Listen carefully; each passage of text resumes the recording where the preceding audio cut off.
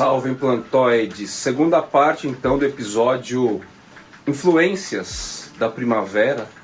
A chuva desde ontem à tarde não deu trégua, está chovendo constantemente, aumenta, diminui, a madrugada toda, a manhã toda, já são meio-dia, e isso já é alguma característica aí que traduz esta nova estação, embora, como eu disse, esteja mais frio.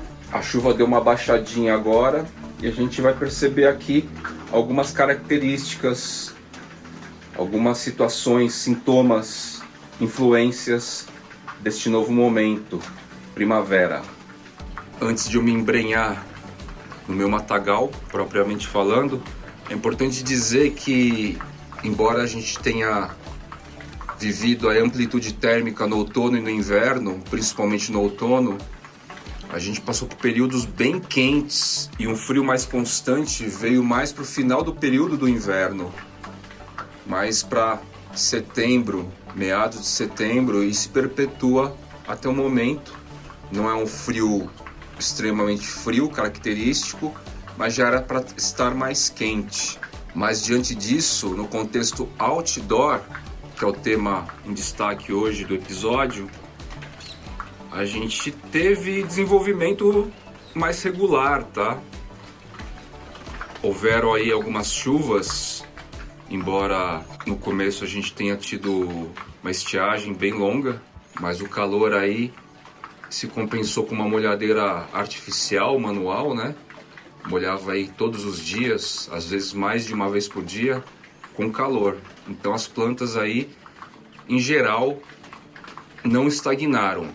Toda essa galera que fica na área aberta, na área externa, outdoor. Anthurium cupulispatum é um exemplo bem emblemático desse cenário de outono e inverno e agora primavera. Ele trouxe essa folha no período de outono e inverno e já vem sinalizando essa outra beleza aqui, ó. A lâmina foliar em desenvolvimento do Anthurium cupulispatum é muito bonita, sabe? Muito bonita mesmo. Um carinha que chegou recente e me impressionou, Anthurium estipulatum.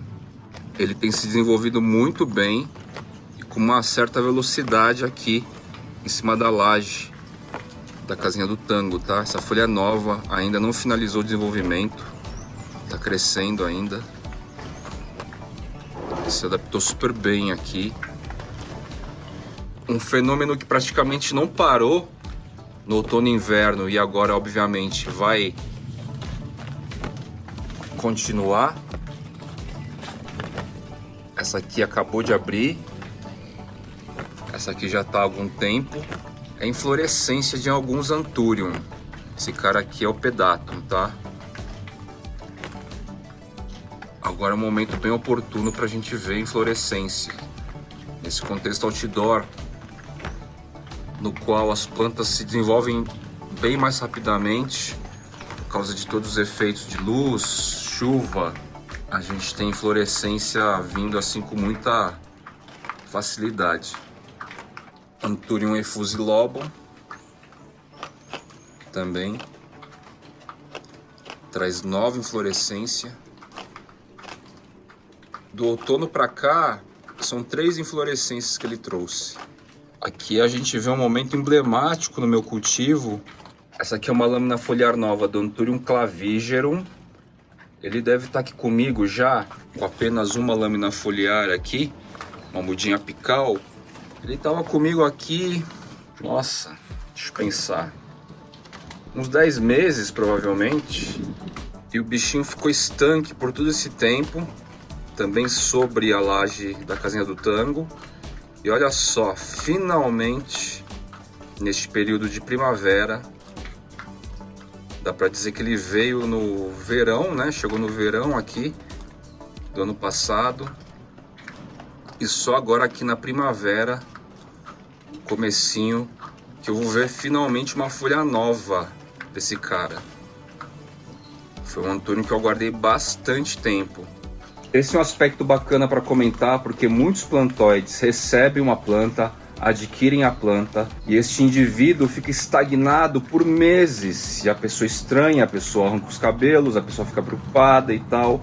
Alguns indivíduos especificamente, como eu mostrei inclusive no episódio anterior sobre o tênue, às vezes demora mesmo para a planta deslanchar. É um processo de enraizamento ideal, assentamento no novo ambiente, tudo isso influencia de indivíduo para indivíduo às vezes, da mesma espécie inclusive.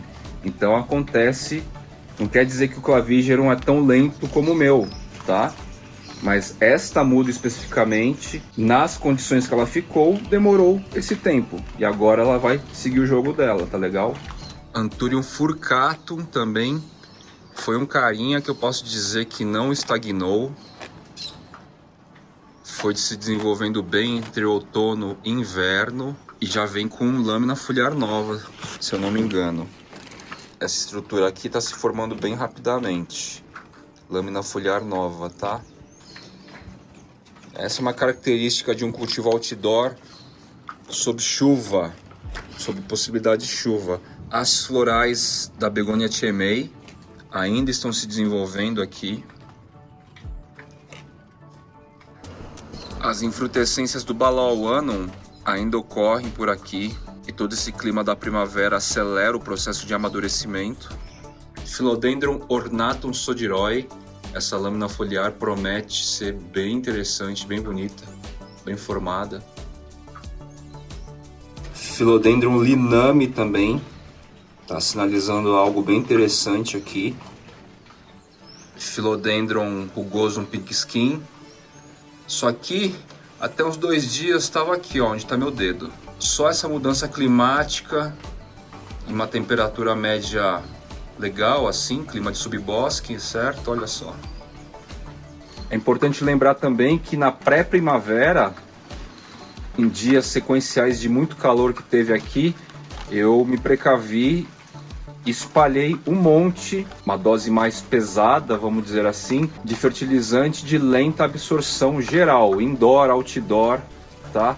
Então isso aqui também já está reagindo. Não sei nem se essa chuva tão constante está lavando e levando esse fertilizante para o ralo, mas fiz essa parte também. Olha só que surpresa boa. Essa aqui é uma arace que eu esqueci, o gênero inclusive.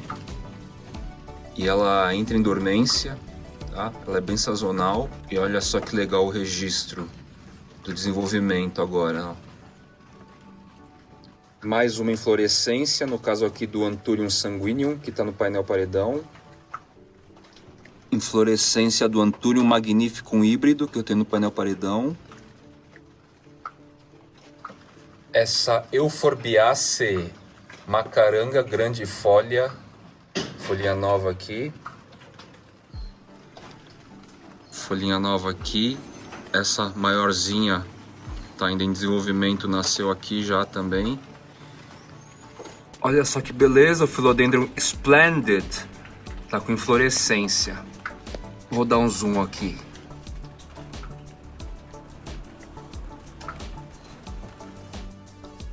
Olha só, plantoides, essa aqui é uma flor masculina da Chemei, tá?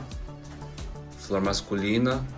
Eu acabei de encontrar uma primeira flor feminina aqui da Begonia Marmaduke. Não sei se dá cruza, certo? Mas eu vou tentar fazer exatamente o que eu fiz no Amphioxus. Que é basicamente encostar aqui assim, passar aqui assim, né? E aí aguardar e ver se aqui no ovário, na bolsinha aqui atrás, a gente tem a fertilização, certo? Tem muitas hastes florais se formando ainda nessa begônia que se agigantou bastante. Veio tipo assim num pote 7. Olha o tamanho que tá, bicho. Tá aqui num pote 20.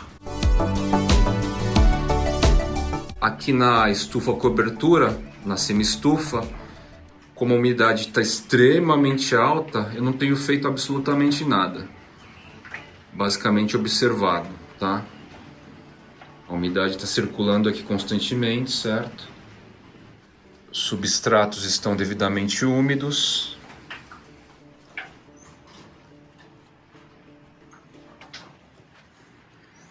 Folha incrível do Anthurium panguiense.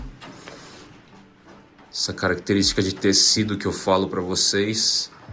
Fiz uma analogia já com o moronense. Olha só que coisa. É muito bonito de ver, gente. E a folha tá bem grande, ó. A umidade do ar já tá bem suficiente, né? Praticamente não preciso fazer nada. O Anthurium panguiense também é um carinha que não sofreu praticamente nada com a amplitude térmica. Não sofreu com o clima de outono e inverno aqui de São Paulo. E foi seguindo seu jogo constantemente, tá? Praticamente não parou. Ele fica com uma textura de folhas de árvore lenço, sabe? É um tecido mesmo. É bem interessante. Não deixa de ser um tecido vegetativo, certo? Philodendron 69686. Inflorescência da Glaonema pictum tricolor. Eu devo cortar assim que der para cortar, porque eu não quero que ela divida energia. Essa planta aqui é muito lenta e tal. Demora muito para surgir folhas, pelo menos no clima que eu consigo oferecer aqui para ela. Então eu vou cortar para que a gente tenha folhagens em crescimento corrente, né? Muitíssimas inflorescências aqui do Philodendron subincisum. Planta monstruosa aqui, muito legal. Faz uma sombra natural bem importante aqui.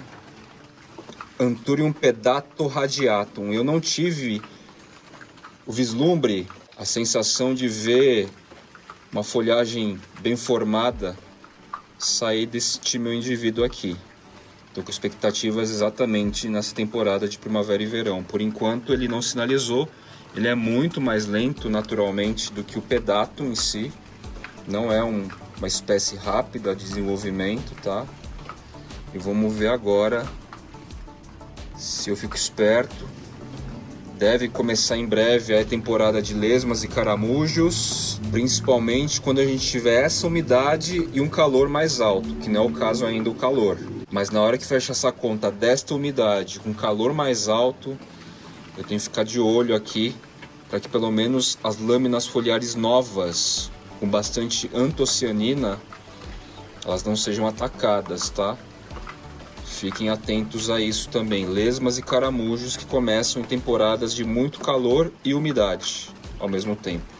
Aqui está a jardineira, que eu produzi recentemente. Philodendron edmundoi. Esponta aqui. Folhinha nova vindo, ó. Bem legal. E no geral, todo este contexto que a gente cria aqui, que a natureza cria nesta época do ano, um suposto aumento de temperatura com umidade mais constante, é basicamente o que a gente sintetiza nas caixas de umidade, tá? As caixas de umidade mantêm uma temperatura mais elevada, a umidade constante, e aí a gente perpetua algo mais para o ano inteiro. Por isso estes indivíduos aqui, embora sintam também as mudanças climáticas, fiquem um pouco mais lentos nos períodos de outono e inverno, eles vão se preservar um pouco melhor e vão se desenvolver um pouquinho mais rápido também nesse contexto das caixas de umidade, que não para de crescer aqui no meu território, na minha florestinha. Ó, abri uma caixa de umidade. Anthurium zap é uma espécie muito lenta que precisa de umidade e calor, tá? Calor é fundamental. Então, com essa mudança que a gente vem sentindo, ó, finalmente, ó, tá despontando aqui uma gema. Esse cara tá estagnado aqui há meses. Eu tenho 2 espécimes e a mesma coisa, tá? Mesmo em contexto de caixa de umidade. Porque finalmente a temperatura aumenta. Ele gosta de calorão mesmo, tá? Calorão mesmo.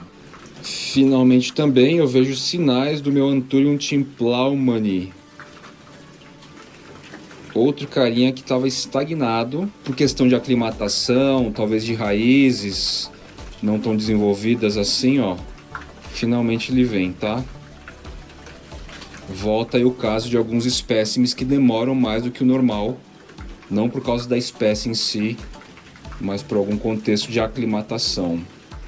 Ó, vendo pela tampa aqui dessa caixa, a gente vê que o contexto está úmido, certo? Porém, os substratos estão secos, tá? Estão meio secos. Então eu vou fazer uma rega, só que ao invés de eu regar vaso por vaso, eu só vou molhar o fundo da caixa aqui, ó.